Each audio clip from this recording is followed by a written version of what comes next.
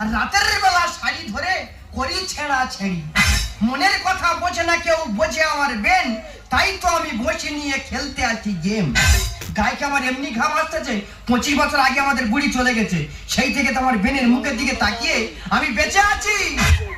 আমাকে তুমি ভালোবাসনি, দিয়েছ শুধু যন্ত্রণা।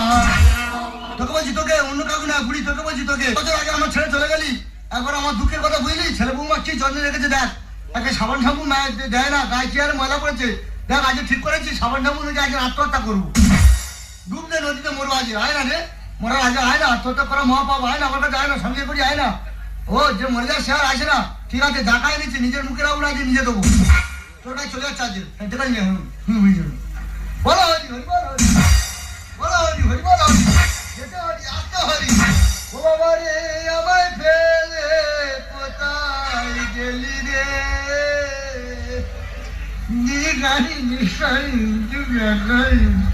বাবা আগুন না বাবা,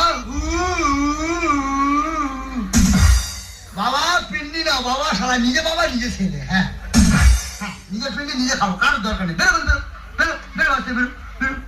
দাদা নির্যাতন কয় প্রকার কি কি আমার থেকে তোমরা ভালো জানো। সব রকমের নির্যাতন আমার এই শরীরের ওপর থেকে কোয়ালিটি করে চালানো হচ্ছে। সকালবেলা ছোট বৌমার বলেছি, মা গো খিদে পেয়েছে, যাও কি দাও খাই, বলতে শুধু মুড়ি নিয়ে আর ধরিয়ে দিয়েছে। আমি ও মা ঘরে আম তেল টেল নি, বলে বুড়ো বয়সে আম তেলকে হামেশা পায়খানা করে মরবে, কেরোসিন তেল দিচ্ছি, ঢেলে মুড়িটা মাখিয়ে খেয়ে নাও। ওরে বুড়ি তুই স্বর্গে থেকে আর ভাবে তাকিয়ে দেখ আমি কত সুখে আছি।